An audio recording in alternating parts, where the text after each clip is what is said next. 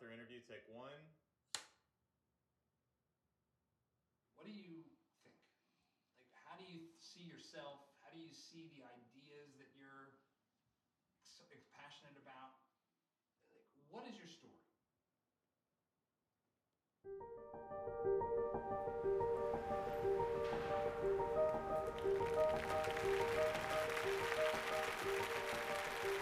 Americans are looking for a new way forward. Our country is more divided than it's been in years, and we're leaving too many of our brothers and sisters behind. People have lost trust in our political leaders to solve these problems. They don't think that conservatives actually care about the poor. And frankly, liberal solutions aren't working either. My name is Arthur Brooks. I've spent the last 20 years as a professor and head of a think tank in Washington, D.C., working to improve public policy for human welfare. But this is pretty far from where I started out. What's this former professor of the French horn, yes, the French horn, up to? And how did he reach the top of the conservative pecking order in Washington? Arthur Brooks, sir! I do research. I travel around the world. I get to meet with all different kinds of people. I'm trying to learn about the best systems for helping people improve their lives. Thank you, Mr. President. It's an honor to be here with all of you. The reason I came into the free enterprise movement many years ago is because poverty is the thing I care about the most. From 1970 until today, the percentage of the world's population living at starvation's door has decreased by 80%. 2 billion people have been pulled out of starvation-level poverty. What did that? What did that? That was my vision quest to figure out what did that. I wanted the best answer from mainstream economists, left, right, and center. I don't claim to have all the answers, but the answers that I've found have truly changed my life. And I believe it is these same answers that can help to lift up all Americans and bring us back together as a country. The point of the American experience is basically a moral consensus that our society should push opportunity to the people who need it the most. This is our pursuit, and it's predicated on two fundamental moral principles: human dignity and human potential. I want to be a warrior for dignity and potential. That's what it comes down to.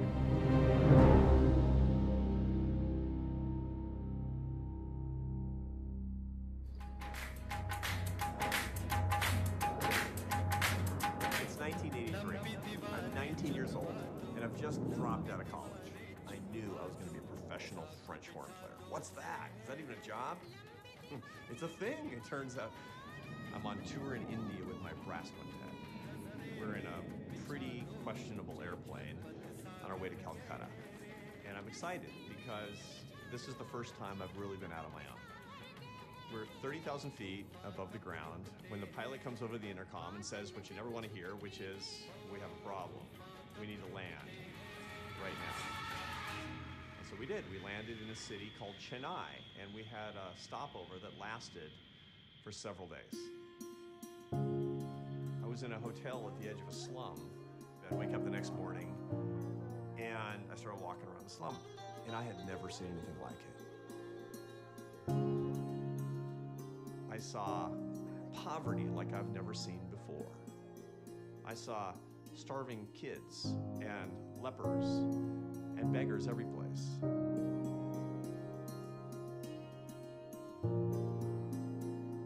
How could we in America have so much when other people in the same world had so little? These are questions that haunted me for years. Some in the West have this romantic notion that somehow by poverty our souls are getting, burnished into the radiant light of God or some strange thing like that. It isn't. We hate being poor.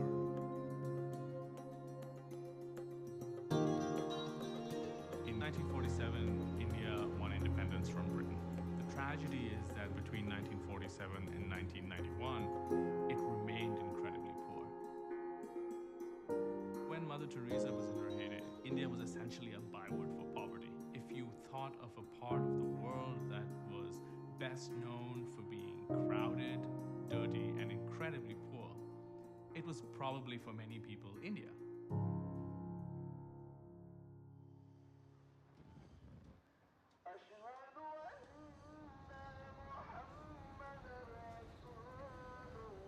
When I first visited, one of the poorest places in India was a slum in Mumbai called Dharavi. Hey, look at this guy here. He had a shaving yesterday. He had a shave yesterday. Did he? Because he was hot. I've returned to India many times over the years since my first visit. Along the way, I met Krishna. He's this guy who grew up in poverty in a little village outside of Bangalore. We in Western world, they think slum. Their idea is poor people or beggars, right? It's not. It's not true. Pura leke jao. Pura leke jao. Even that comes in a different size. You see the big ones. Yeah. See, they're painting. This is like Diwali is like very busy season for Yeah. it, and also a lot of this stuff exported. See, Dharavi, I'm sure nobody begs, right? I mean, because they are all living their own dignity and pride. When you go to Dharavi, you see a lot. It's hugely overgrown. Intense smells, unbelievable heat, incredible noise, tons of people. It has one of the highest population densities of any area in the world. This is still one of the poorest urban areas in India. And to most American eyes, the progress here is not obvious. But look closer. In Dharavi, and places like it throughout the country, there's been a rise in living standards like I have never seen in my life, or I couldn't have been able to imagine. When we were children, we didn't have any proper food to eat. We have many kids. How many? We are 8 kids. I remember my dad when he used to eat. He used to eat half meal and then half he used to give us and say, you guys share it. See, in the West, we sort of think there hasn't been progress. We think that poverty in the developing world is hopeless. Nothing can be done. What I didn't realize in my early visits to India is that the country had become a battleground in the 20th century philosophical war between capitalism and socialism. And India, for decades, had chosen the latter. In India, we had democratic socialism, and everything, of course, was owned by the state. All the companies were owned by the state. This belief in planning, this belief in the all-knowing bureaucrat, as opposed to whether people can make their own decisions. People know best for themselves. So, for instance, licensing. Bureaucrats sitting in Delhi could decide, make production decisions for a firm thousands of miles away. That can only benefit a very tiny section of the population. The opposing ideology seemed to promote chaos, set people free, let people decide what they're going to do with their talent and their time and their treasure, and then they will spontaneously organize in a way that creates the most wealth. These were the ideas that were at war with each other for years, decades, as a matter of fact, and most smart people didn't know which was the right approach. Well, we found out. Good evening, everyone. From the west side of the Berlin Wall at the Brandenburg Gate, I'm Tom Brokaw. Brandenburg Gate, of course, is in East Berlin, and the sound that you hear and what you see tonight, not hammers and sickles, but hammers and chisels that young people take down this wall bit by bit. With the fall of the Soviet Union, countries all over the world began to adopt the core elements of capitalism: globalization, free trade, private property rights, the rule of law, and entrepreneurial competition. The results of all this have been nothing short of miraculous. We completely reversed our policies in India in 91 in a big way. It was a closed system, no competition, the industry was highly inefficient. In all areas, we permitted more competition. Competition is what helps you to improve outcomes. The World Bank forecasts India to be the world's fastest growing economy in 2016. It means India's growth has overtaken that of fellow Asian giant China. You know, today India is celebrated as this rising economy. Where has this rising economy come from? Did it just mushroom out of the blue one day? No. It happened after 25 years of the economy growing because of liberalization, because we opened the markets. We were a closed market, we were a statist economy, we broke free of all that, and we set the companies and our entrepreneurial energies free. You walk in the narrow, small lanes of Dharavi, you hear the sound of machineries.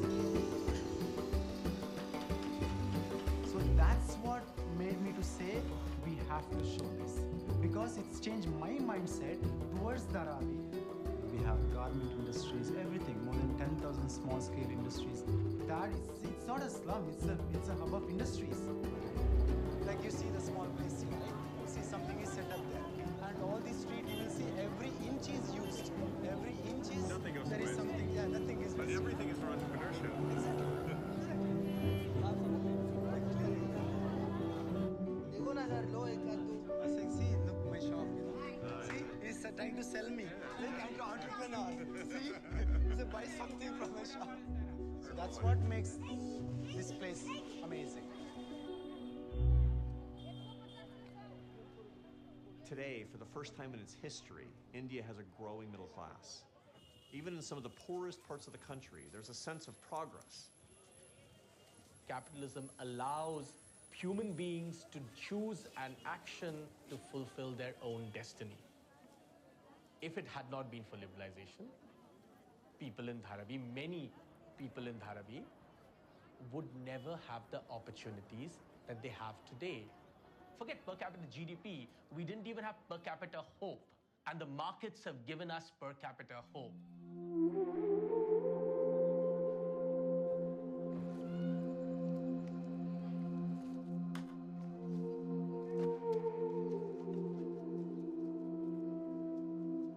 लेकिन धारावी में पढ़ा या नहीं पढ़ा, काम करके पैसा लेके आराम से घर पे खाते हैं, वो मिलता है इधर।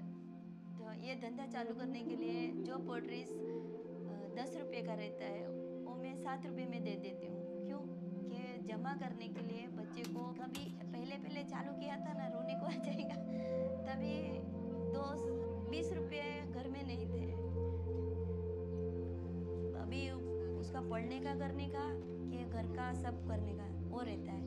मेरा एक ही रीज़न है, मेरे दोनों बच्चे पढ़ लिख के बड़े हो जाए, वो अच्छे पढ़ेंगे, अच्छी जॉब में जाएंगे तो मेरा कुछ अच्छा होएगा ना, ऐसे तो कुछ होने वाला नहीं है। You know, we have a saying, if you make your hand dirty, you will get the curd to eat. You understand? Because you do your work, you know, you don't say it's dirty, you know. I don't argue that the market's always perfect.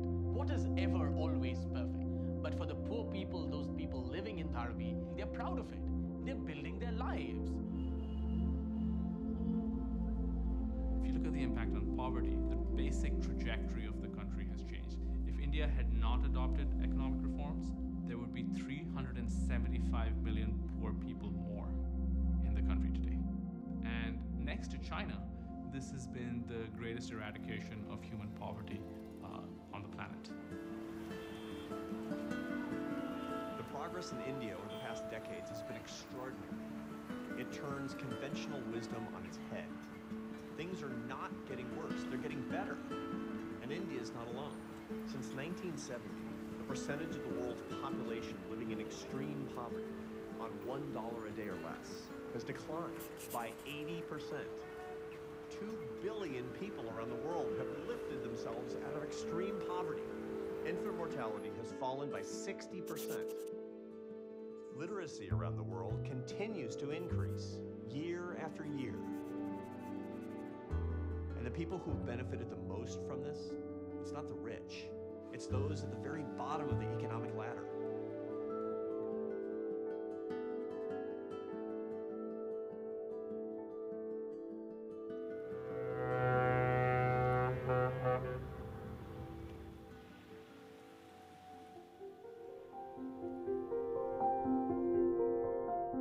When you go to a place like Dharavi and you have a sense of American history, one of the things that you notice is that the circumstances are very different because Dharavi exists in the modern world, but the level of material success and deprivation that you see is more or less what you would have found in New York in the 19th century. What's the lesson from that? The lesson is they are us, separated by time.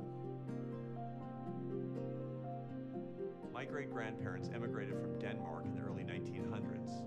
They were every bit as poor as the people of Dharavi.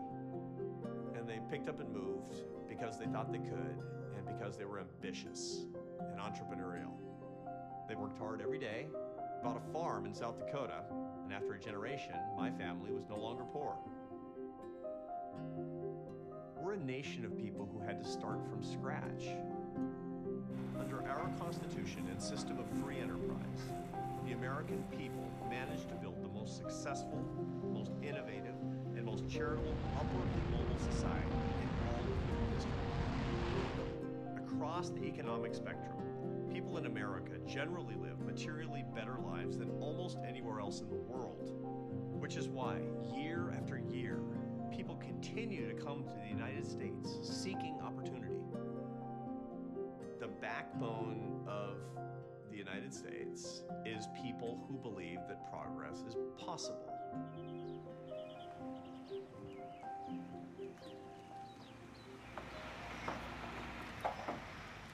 I didn't want to buy this truck. I wanted to buy a big old nice truck because I wanted it to look cool in it, right? My family, my grandfather were telling me, hey man, think smart, think, economically, you're barely starting your business, you have very little money. They made me buy the truck. Yeah, I told my daughter, I'm gonna fix this truck up, I'm gonna repaint it, and I'm gonna give it to you. Oh, I don't want that truck, Dad. I want me a new convertible or some, I said, no. I said, if you can drive this one for 2 years, and then I'll buy you a brand new car. But you got to start out in this one. She doesn't want it. But I think I'm going to make her have it anyway. Think y'all finish them today? We got to do 33 of them. It's 33. Yeah, it's 33. So I was living a negative lifestyle.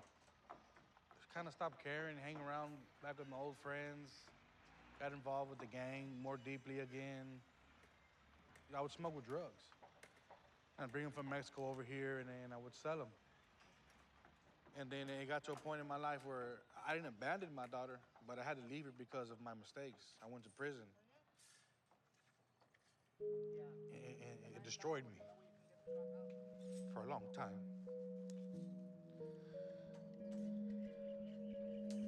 I knew that I had to make a change somehow.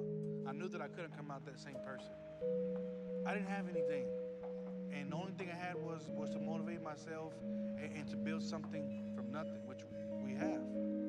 Me and my brother, we started this business with 2 shovels and a wheelbarrow. I started this from the ground up. I learned from the bottom, all the way from the bottom, from digging ditches to selling the farm to carpentry work. I've been there. I know what it is to bend over, grab the shovel, dig, sweat for hours, work when you don't want to work. Whatever we got to do, however hard we have to work, to get the American dream, honestly, then that's what we're gonna do, The American free enterprise system is our gift to the world and is the secret for all of us to pull up the least fortunate, most marginalized members in our own societies and to share those values with people all around the world.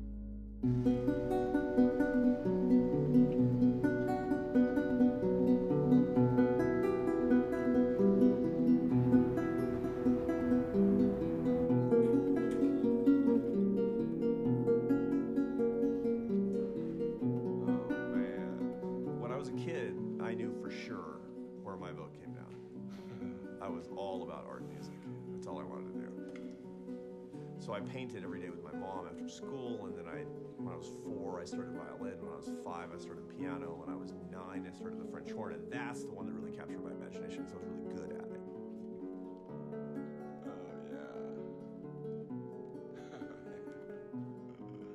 When I was 25, I moved to Barcelona. I ended up taking a job in the Barcelona Orchestra. Actually, I didn't move there because of the orchestra. I went there because I was chasing a girl. This is exactly the same. When I came here, I didn't even know the language. Somehow, I convinced her to marry me.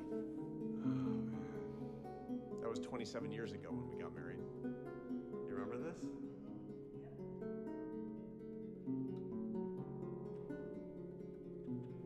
It actually looks smaller. does look small. It looks smaller. It's like there were thousands more people in here than could fit in here.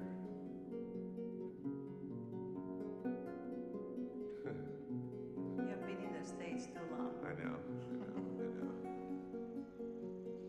Barcelona is the most hard-red place in Spain, and Spain is a pretty left-wing country. So she's got this family that she's been hearing since she was a kid.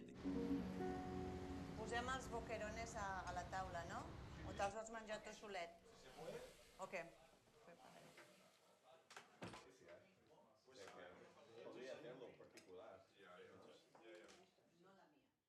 I didn't like Americans. I thought America was imperialistic, materialistic, capitalistic society. I hated it like everybody else around me. So, but I met this American guy and traveled there with him a few times. And wait, this is not like I thought, right? I learned English and I changed because of him. He showed me that Americans were okay. Éramos como todo el mundo aquí, ¿no? Sí. Éramos como todo el mundo. Pero, ¿qué? Hombre, no. Arthur aquí era una persona... No, más- Arthur. Arthur fue el agente cambio, el factor cambio. Pero No, ¿qué pero pen- yo también era un peludo. Sí, no, hay peludos y peludos. Hay peludos y Una peludos. foto tuya. No, Hay peludos y peludos. Yo me acuerdo, cuando yo vine aquí a vivir, era diferente que ahora. O sea, que yo veo el cambio. Yo vine aquí en el año 89, ¿no? Cuando nos casamos después. Y era el post-Franco. Pero vengo ahora, es increíble. Es que hay mucha gente, muchos de estos que dicen que el anticapitalismo y todo... Porque durante el gobierno de Franco es cuando hubo más clase media. Pues nada. Es cuando hubo más. Y Franco sí algo hizo, que hizo muchas cosas, fue crear una clase media que ahora casi ha desaparecido. Dices eso, que cada vez que vienes aquí ha cambiado y está peor. ¿Tú crees eso? Sí. ¿De prometer? I go back to Barcelona all the time, and just like in the US, people are convinced that the system is failing them.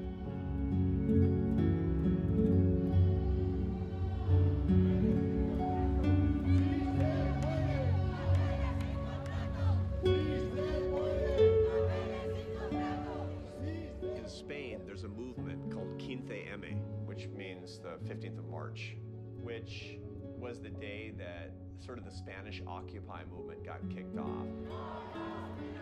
It's pretty hard to find people in Barcelona who are not on the hard left.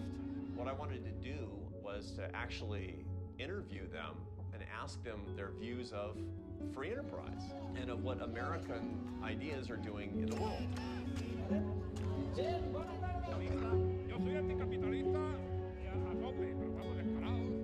Capitalism gets a pretty bad rap. And the reason is because ordinary good-hearted people look around and they see exploitation, which exists, and they see discrimination, which exists, and they see environmental degradation, which exists. They see a system that kind of holds people down and takes their stuff. They see fat cats who have a special deal into the government. I say, no, that's not capitalism. That's cronyism. That's wired deals. That's the antithesis of what a free society is all about. I like to think that I understand other people's point of view, but I don't always. I have to remember that people have different experiences than I have, which is animating them to hold a different point of view. No tan important, no? És aquest sistema que volem transformar i el que volíem era donar-vos la benvinguda i fer una acció simbòlica amb tots i totes vosaltres. O sigui, a mi no m'importa si hi ha gent que té molts diners, si no hi ha una gent que té molts pocs diners. La qüestió és la desigualtat, no l'acumulació en si. La riquesa i la pobresa no la marca el tenir molts diners o poc, la marca el tenir molts diners al costat de qui té molt pocs. Però tu creus que una persona podria, o sigui, ha de poder muntar un negoci? Totalment. O sigui, que això, aquest part de capitalisme et sembla bé? Això no és capitalisme, tothom Això pot és- muntar el seu negoci, no? Juanma's a smart guy. One of his big causes is what he calls anti-capitalism. I'm thinking, you're not anti-capitalist. You're anti some idea of capitalism that exists in the ether. I què hauríem de fer? Què et sembla seria un sistema més just, més compassiu? sigui, agafem un referent històric que ha tingut les seves coses bones i les seves coses dolentes. I per mi, com en tot, no només en això, però com en tot, el que hem de fer és aprendre les coses bones i aprendre les coses dolentes per no repetir. I understand that ideology, and I understand that it dies hard, because it's very difficult for people to get their minds around the idea that the best way for you to help poor people is the very system that you thought was rigged against the poor. If you worry about inequality and say that capitalism doesn't wipe it out, you're simply going to say, I am just as happy bringing the top down as I am bringing the bottom up. If you want to be a social justice warrior to bring people to their highest levels of dignity and potential, if you believe that we're all created equal, you should be a warrior for opportunity. El nostre convidat és el doctor Héctor Brooks.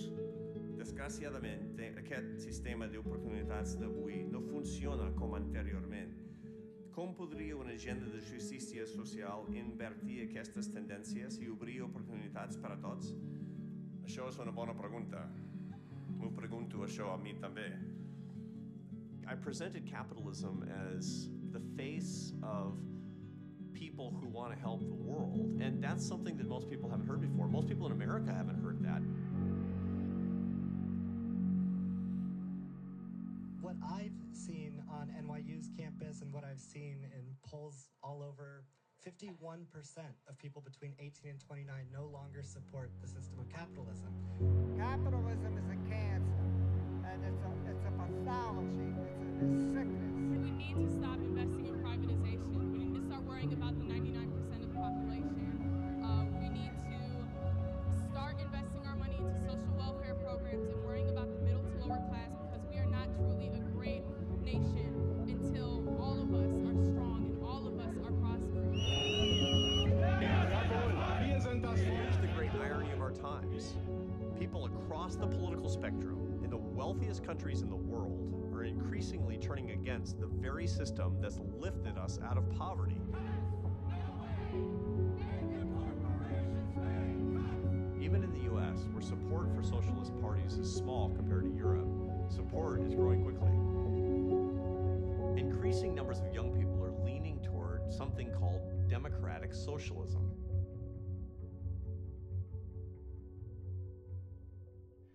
How do you talk to young people about capitalism? So pretend I don't know anything about capitalism. How do you describe how the capitalist system works today? Well, capitalism still is a system where goods and services are produced for a profit, and where investment is controlled by capitalists or large shareholders or their appointed managers, and where working people generally have only their labor to sell because they don't own capital. So the question is capitalism democratic in that do working people have any voice over how they produce, what they produce, and then the inequalities that most capitalist systems generate, don't they have to be redressed by some degree of government intervention, social welfare programs? So is that the biggest problem that you see today, is that capitalism, as we practice it in the United States, is fundamentally undemocratic? I'd say it's undemocratic, and fundamentally it doesn't fulfill its own claim to have equality of opportunity. I talk to younger people. There's a discontent in the feelings in terms of how this is working.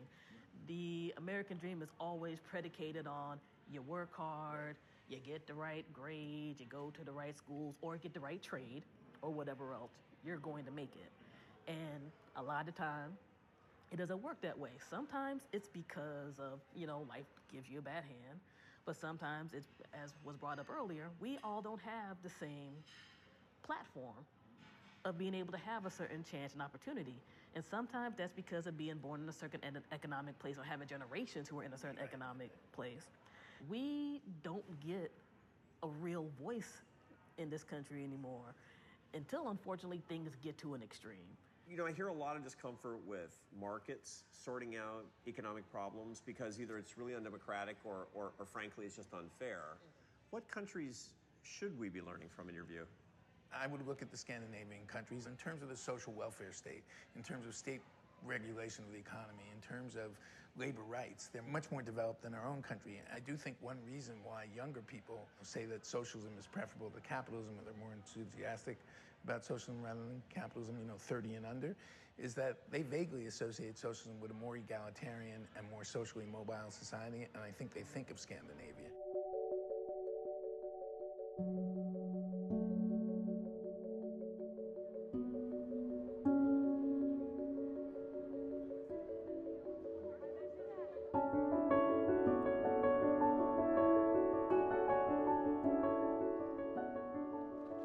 For years, I've been looking at these surveys that talk about happiness in different places in the world, and they always come to the same conclusion, that Danes are happiest. A lot of people in the United States say, this is the modern Shangri-La. We should build our own country around the principles of Danish happiness. We should have a government like this. We should have a social welfare state like this. Look, my great-grandparents were Danish. They left Denmark for America in search of opportunity. Did they make the wrong call? Would my family have been better off if they had stayed? No political system can make people happy, but we have political systems that can remove a number of reasons for them to be unhappy.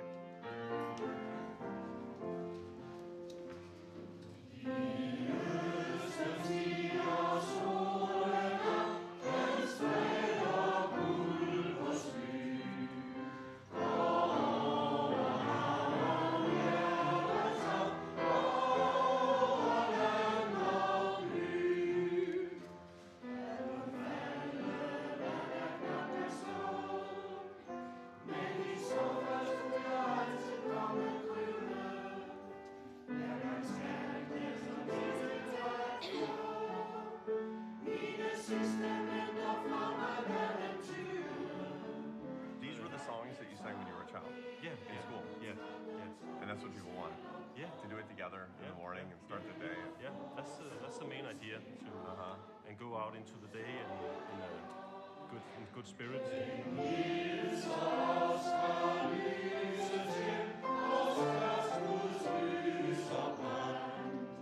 So does anybody go to church and sing these songs anymore, or not so much? Not so much. Yeah. They go to the library instead. They go to the library. I don't know what that was. It was singing in the library in the morning before work, because life is better when you sing in the library in the morning before work.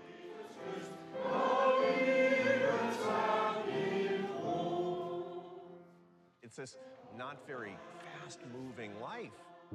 It's, spend your morning singing in the library as opposed to going into work early. It's take off at noon and go to the beach and have an ice cream with your kids. It's the intense life in life. While in Copenhagen, I met up with Michael Booth, a British expat living in Denmark. He's a famous travel writer and brings a unique perspective to Danish life. Well, if you talk to a Dane about Denmark, they'll always spin you the line, oh, we're only 5 million people, we're a very small country. But you talk to them a little bit longer, and you discover deep down, they believe they have created the most modern, progressive, well-functioning, fair society in the world. And I'm not sure you can argue with them, actually. The Danes are not skipping gaily down the streets in sombreros, but they are incredibly satisfied with what they have. I don't find happiness as a certain thing that you are all the time. Happiness appears in moments, and I think there are a lot of moments in Denmark where Danes are happy. So this month I'm taking care of the kids in the afternoon, but in 1 month I'm very busy, and then she will take care of the kids. So. Og hvem er den her så til? When our kids were born, we talked about, wow, they choose a winning ticket, They were born into this system where we have everything that we need. Everybody is happy, no one is suffering. Uline.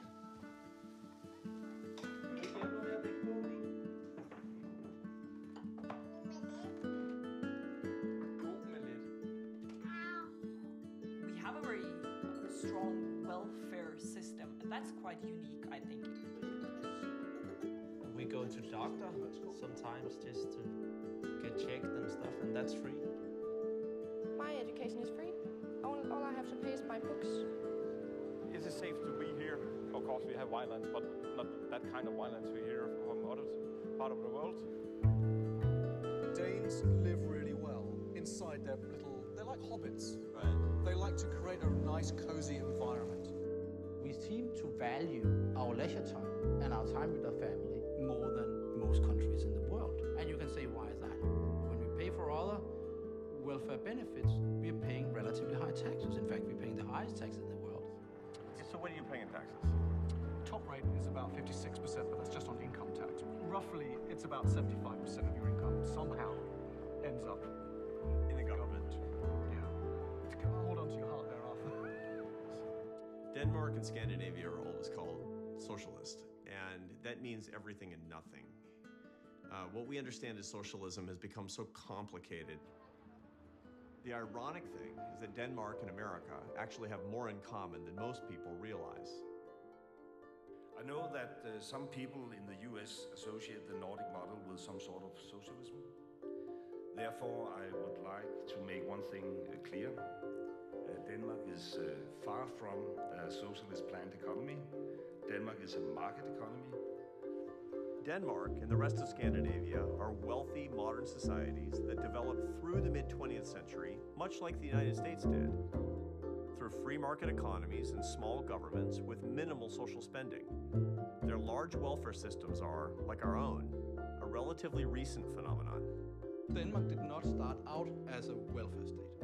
And I don't think it's the natural state for Denmark. In fact, but we have spent most of the political energy on the economic side since the early 80s of scaling back government.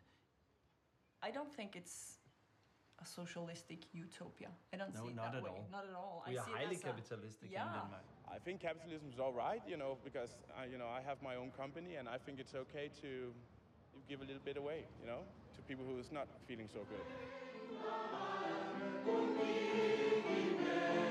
There are some things in Denmark that are pretty attractive. The place definitely has its charms. But their culture does have a downside. This is not a land for individuals. It's not, right? And if you are eccentric or strange or super ambitious, you're going to struggle here. Danes would probably consider themselves to be the most free people on earth. They have free democracy, freedom of speech. But from my perspective, when I first came here, I didn't see them as free at all, actually. This is, as I say, a boutique country of 5 million people with this special history, which some claim goes back 1,000 years to the Vikings. If we look at Danish culture, there's a saying called Jantelov. Jantelov is a list of commandments, like Old Testament style commandments. The commandments include, thou shalt not think thou art better than me. You shouldn't think you're something. Thou shalt not think you can teach me anything. Don't think you are the special one. Even here in cosmopolitan Copenhagen, where they might deny it, it still applies.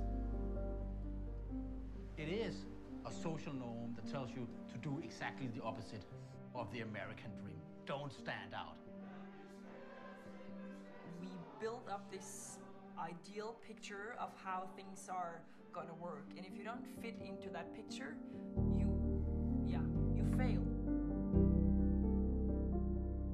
People talk about the United States as being inadequate, and so they look to another country and they only see the things that they want. I get asked a lot, should America become more like Denmark? Like there's some kind of template that you can just take from a country of 5 million people and take that template and impose it on America, on the United States of America, with its huge population and massive diversity. That's insane. In this system, where we're all very similar, there is also social norms that will ensure the misuse of social benefits are smaller. I think you can see Denmark as one big community, and with that I mean that we are one and the same. Globalization is a threat to Denmark. Danes certainly see it as a threat. You are free in Denmark, but you're free to be Danish. The Danish People's Party is celebrating its victorious result in legislative elections with 21% of the votes. This makes the anti-immigration People's Party Denmark's second largest. Described by detractors as populist or even far-right, the DPP confirms an anti-immigration trend in the Nordic countries. I don't like it. This bill is good, but I don't like it. They can't just come here and do whatever they want, like staring at girls in nightclubs and stuff. They shouldn't be allowed to do that. De her mennesker, især unge, raske, friske, muslimske mænd, er løjet hertil, fordi de vil gerne have del i det, vi har skabt. Vi har skabt noget, og hvad har skabt den succes som Europa? Det er i høj grad de etnisk, kulturelle, politisk homogene nationalstater, der har skabt. What's attractive about Denmark to a lot of Americans is just not a complete picture of the country. Like much of Europe, the Scandinavians cling to an ethnic national identity with centuries of cultural and ethnic tradition. There's really not a sense of that in the United States because we're all different. We're all from different places. There's not a sense of American ethnicity. There isn't now. I hope there never is. And what it really is, the difference is this.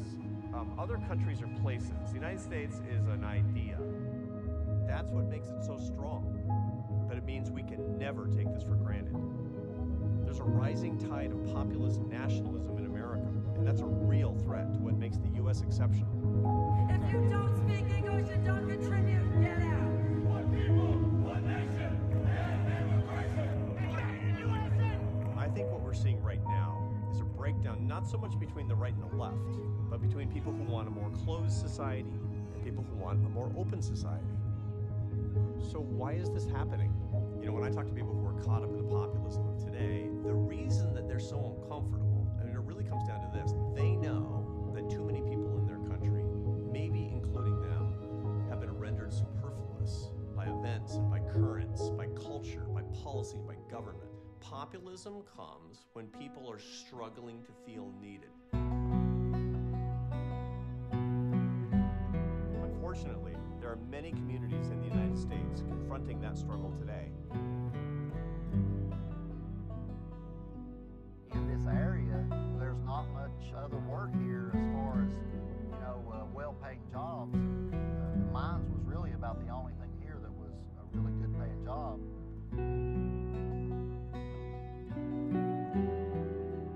We're like a poster child for a mono economy here in Eastern Kentucky. It's good while it's booming. I mean, you know, you can't blame people. And it's just like my parents, you know, my dad. I mean, why diversify when you're making a living? They didn't think about the future. You know, what we're going to do if the mines ever shut down or, you know, coal goes away, what we're going to do? They didn't think about that. They didn't expect it. They didn't expect it, you know. I guess we're in the mindset right now to where a lot of people has accepted the fact that coal is gone and it doesn't look good for it to ever come back. You know, it's just, it's hit us really hard.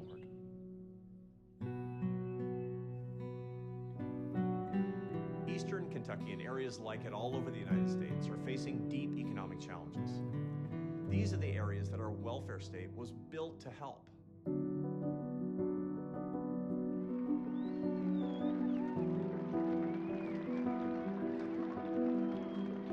Lyndon Johnson, he gave his Great Society speech that kicked off the Great Society of the War on Poverty on May 22nd, 1964. That was one day after I was born. The Great Society rests on abundance and liberty for all.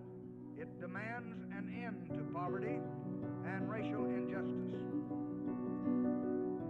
This was a set of programs dedicated to obliterating poverty and improving civil rights. It was an ambitious set of goals based on the radical equality of human dignity. And I agree with every word.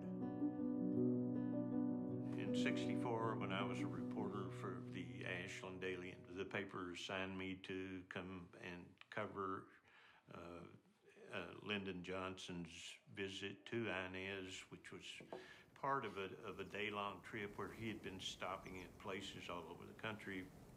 But this Inez was a place in which he was going to launch this war on poverty.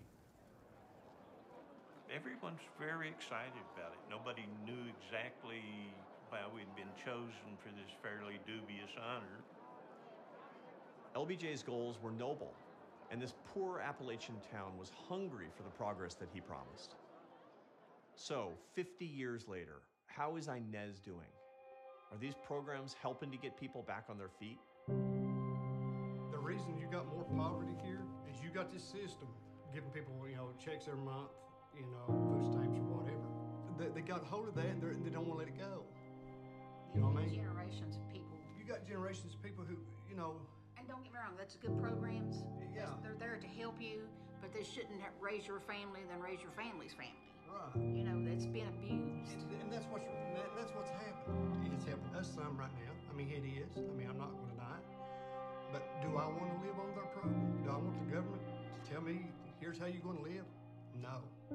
Financially speaking, it's been rough. It's been as hard. my granny would say, you rob Peter to pay Paul. I mean, which bill can I pay this time? Which one can I let go? I mean, and it makes it hard.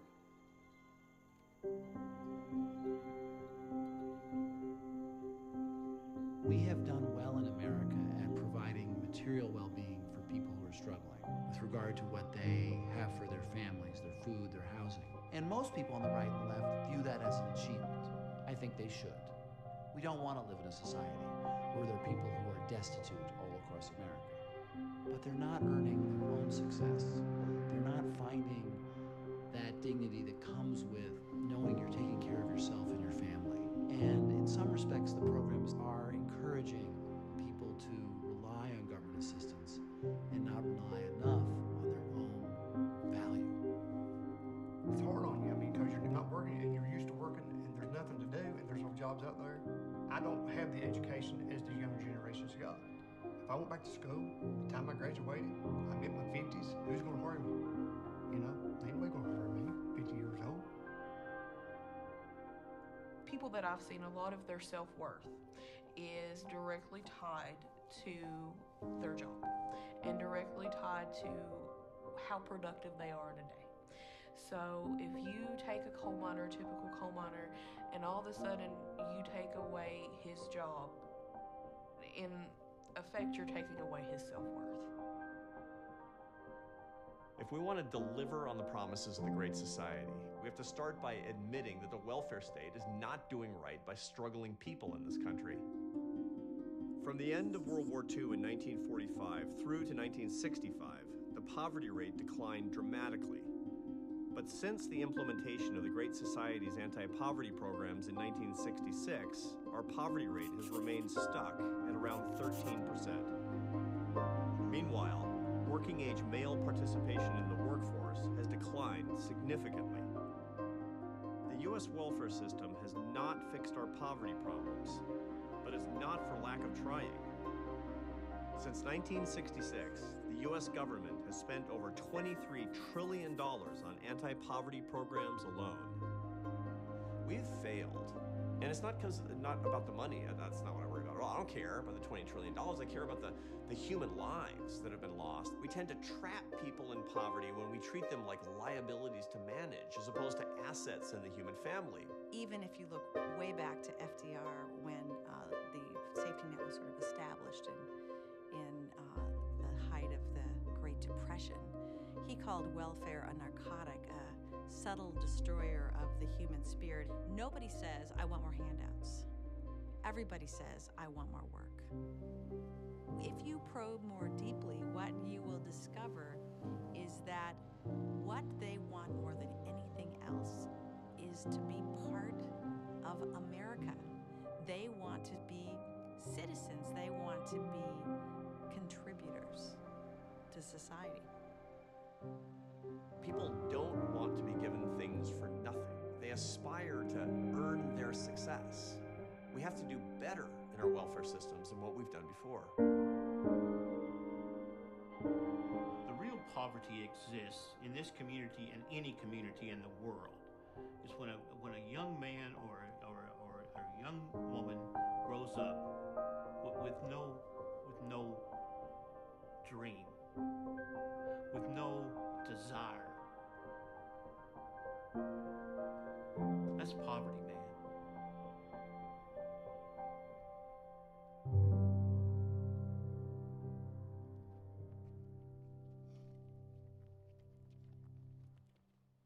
It's kind of amazing when I listen to public policy debates today. It sounds almost as if Democrats and Republicans, conservatives and liberals can't agree on anything except this one thing. Poor people's work is a punishment. That's not right. I mean, it's like, what, the one thing you can agree on is that, you know, the right-wingers want to punish people with work and left-wingers want to exempt people from the punishment of work. So either sock it to them with them or exempt them from it. That's both wrong. All work is sanctified. All work creates value. When we forget this, we move beyond needing people. And when people don't feel needed, they lose their basic sense of dignity. A great society is one in which we can instantiate the greatness inside each person. What is the greatness inside each person? It's the understanding that the root of the pursuit of happiness is one in which each person has the dignity to be able to earn his or her success and the potential to make it so.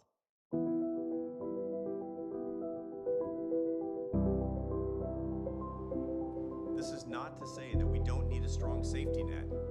I believe we do, but it needs to be based on the dignity of work. So nobody's going to do the work here for you. The staff here are here to guide, support you.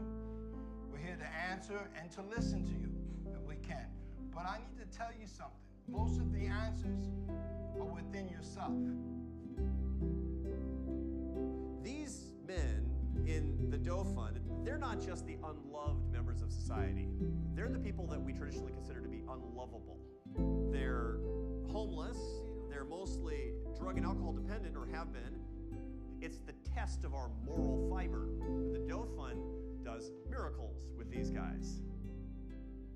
The principle of the Doe Fund is incredibly simple, and that is work works, and that the inherent value of all people exists and needs to be unlocked. And when you unlock it, then that person's potential becomes limitless, just like every other American.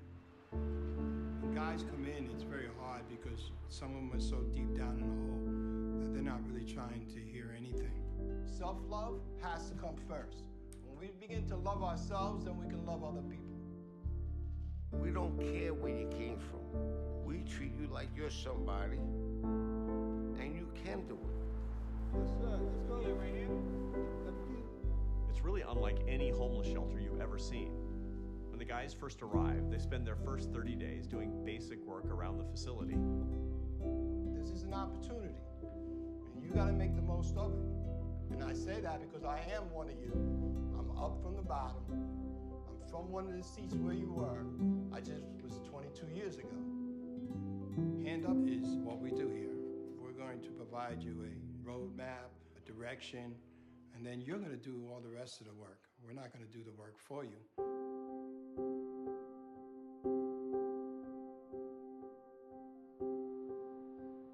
Let's go. You should be outside already. No, 10-2.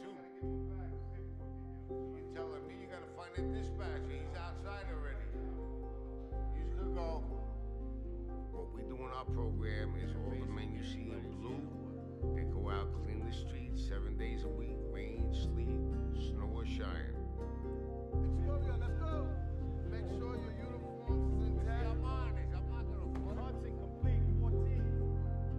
We clean 150 to 175 miles of street daily.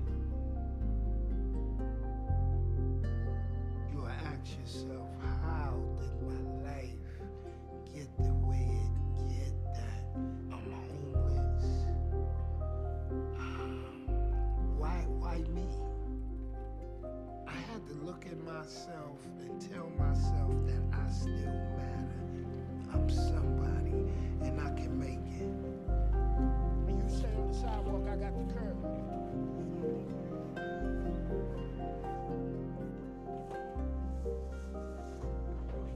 I'm doing well. Looks like you're doing better well, man. You think so? I know so. You alive? You smiling? My life is going on. My life matters. I'm somebody. I'm gonna make it. I'm not gonna give up.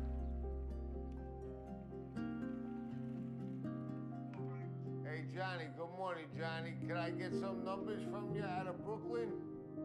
Today, I'm working here a little over 18 years. April 21st, 1997, that was the last day I used any sort of drug, drink, anything. So I've been clean since. So, when I got here, it was the greatest thing that ever happened in my life. Done with the homework? Yeah, he's finished, yeah. I'm married today. I have a son who looks up to me today. Ready? Want to do the layup again? Oh, you got past me. Having a child in my life, have my wife in my life. Oh, yeah. That's right, see? Wow, it's deep. Just talking about it, getting like emotional. All right, you want to hit the swing?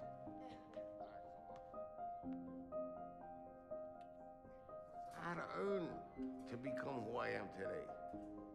You know what I'm saying? I worked hard. I continue to work hard because I want to earn more. And I think it means a lot more than just a job and getting a paycheck.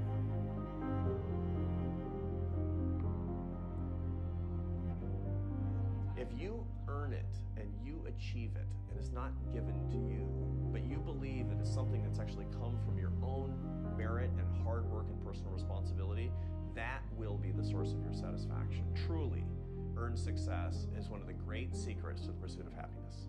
You didn't go all the way through? Right up to there. Then you go this way. You work in the kitchen, the first job you're gonna do is prepping vegetables. You're gonna have to stand on your feet all day. A lot of the guys we got now, they're young men. They've been in the foster system.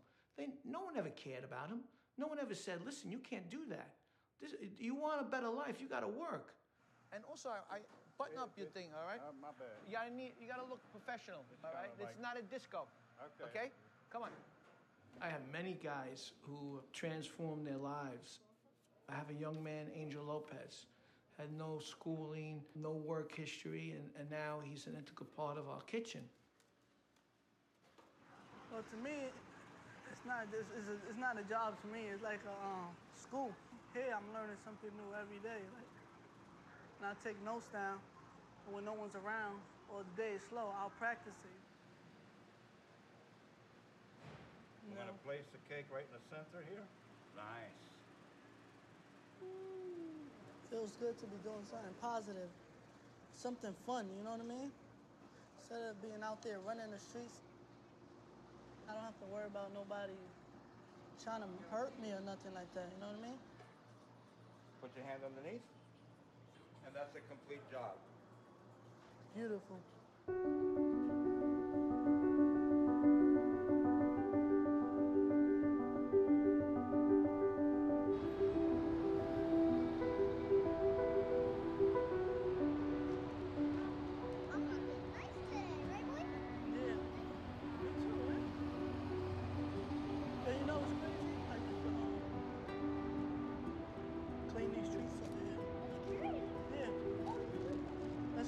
That's how you start the program, cleaning the streets.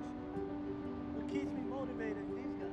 I said, you know what, when I get older, I don't want to be in a homeless shelter when I get older. Hey, buddy, can you cross the street now? Does the stop sign say cross? But so what? You still gotta be safe, right around. You see, Mom? Can we go now? Let's go. It's something we love. I'm gonna teach him how to start baking, right?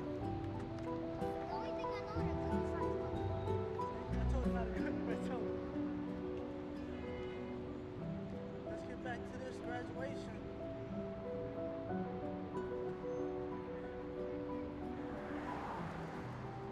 Some of my same old friends from my neighborhood walked by me one day while I was cleaning and kicked my bucket and laughed at my uniform. But I just kept thinking, I'm a working man and I'm not going back to prison. I wanted to get in the kitchen, into Gino's house. Because in the kitchen, there's love. In the kitchen, you can do something good all day, every day. And I knew that bucket was gonna get me there. So thank you everyone for my first graduation. Thank you for my future. Good night.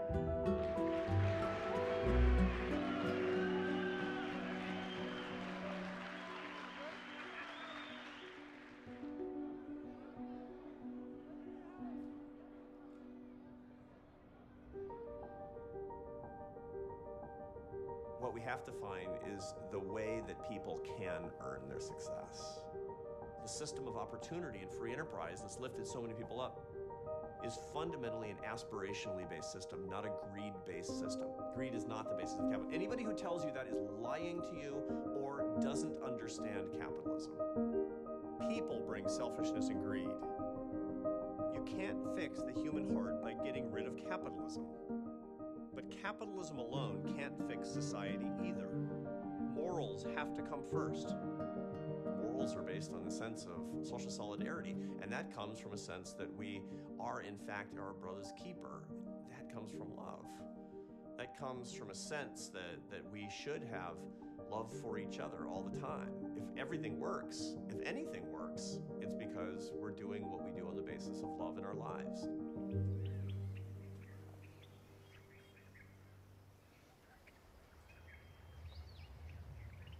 This road is made for 1 1/4 cars, so the cars are coming up here around blind corners, passing.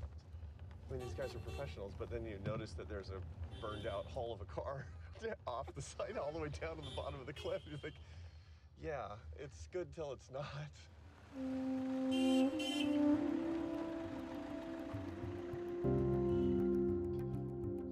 We're on a windy road in the Himalayan foothills in India. We're going to Dharamsala, which is the home of His Holiness the Dalai Lama.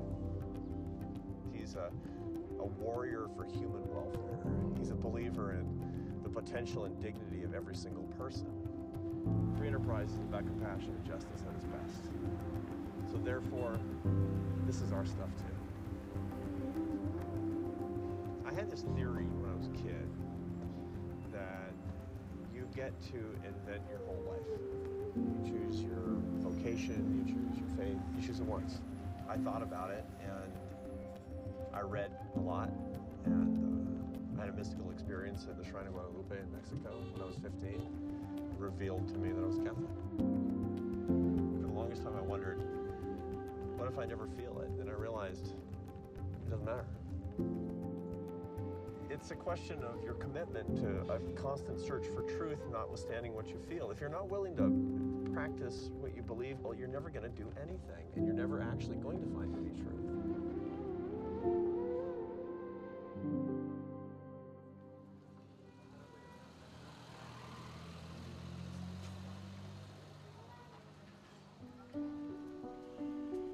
I think that the suspicion that people have about capitalism comes because they think people like me don't believe in morals and they don't believe in any regulation at all. And that's not true. We want to treat people right, we want to lift people up, and that's what matters the most. Once we get that straight, then the markets can make that better. But if we forget that first step, everything will be ruined.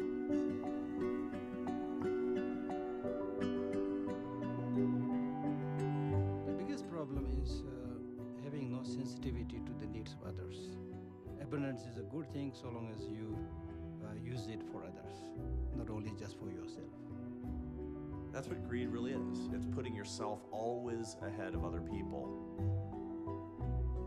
I often reflect on the verse in the New Testament that's most often misquoted. Money is the root of all evil. That's a misquote of St. Paul. Here's the real scripture. For the love of money is the root of all evil. And this really illuminates the problem of materialism. It's not the existence of material things, it's not the abundance around us, that's great. The problem is not the money, it's the love of money. It's not the stuff isn't the problem, it's the attachment to the stuff.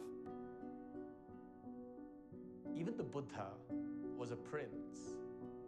They don't remember, or often they choose not to remember, that he began as a prince, that the Buddha rose from abundance to detachment.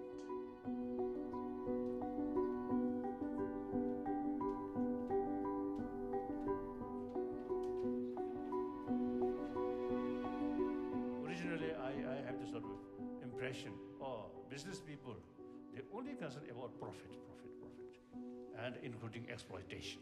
Also, you see, brought a lot of sort of education, new thinking. It's a new way of life, useful. no matter what name, the capitalism on. We have to make friendship with capitalism. The Dalai Lama wants to collaborate with people who think in all different ways.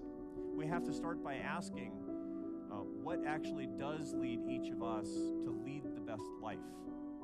When I first started studying the teachings of the Dalai Lama, I learned that Tibetan Buddhists say that there are 4 secrets to a happy life. The first 2 are really intuitive: enlightenment and spirituality. That's what you'd expect. The last 2 secrets to a happy life are worldly satisfaction and wealth.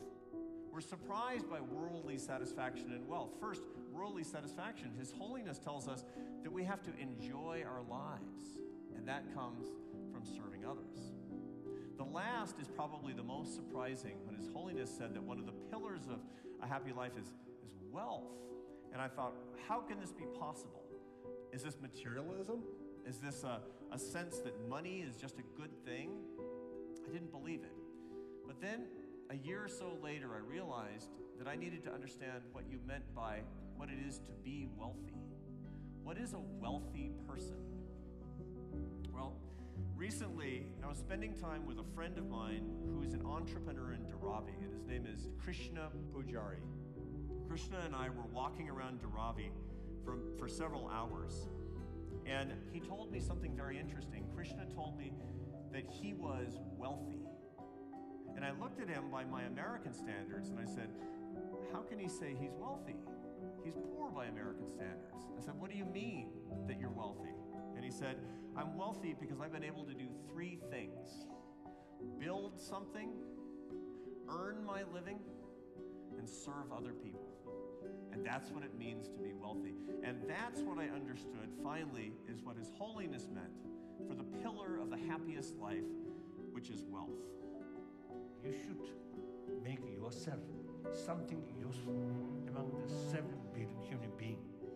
That's the real source of self-dignity and self-respect. You remain isolated from society and jobless, then actually waste of life. Everyone wants happy life, do not want suffering. Yet, a lot of suffering. Our own creation. This place is filled with people who are looking for truth, who are looking for happiness. And that's what I'm looking for too. That's what everybody's looking for. Money cannot provide love. We need love.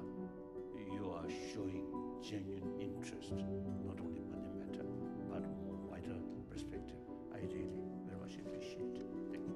Thank you, Your Holiness. Each of us have the ability doing something. Change world, not from top, from individual.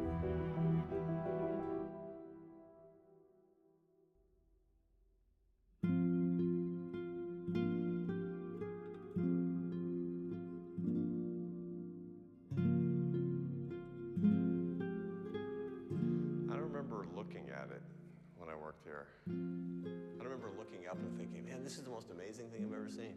Every tile, every bit of mosaic. Look at the stained glass, modernist thing. It's unbelievable. All I remember thinking was, I hope I don't screw up this concert. I'm a really lucky person. I'm the luckiest guy I know, actually. I've had the opportunity to live in different places, to know all different kinds of people.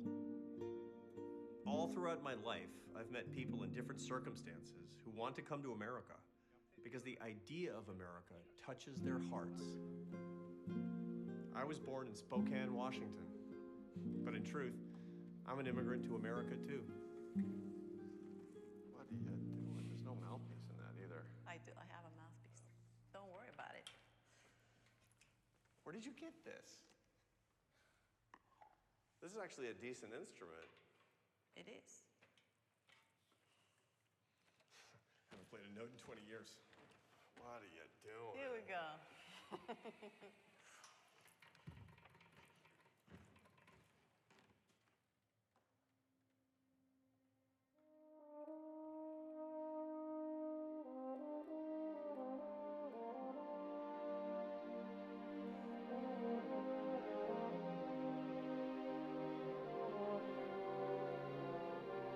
could have lived in Barcelona forever. But she said, no, I want to live in the States. I want to see what it's like. When we got there, she said, this is a country for dreamers, for people who want to build their lives. That had such a huge impact on me. I mean, I was an immigrant to my own country, and I felt like I'd never seen my own country before. I'd come into my own country not knowing what to expect, and that's what we found. Opportunity.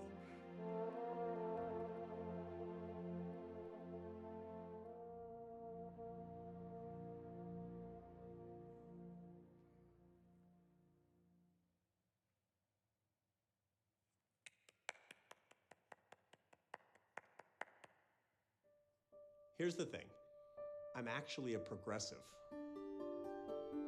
I have these traditionally conservative means to get universal ends. Everybody remembers the words to the second paragraph of the Declaration of Independence about holding certain truths, that these truths include life, liberty, and the pursuit of happiness.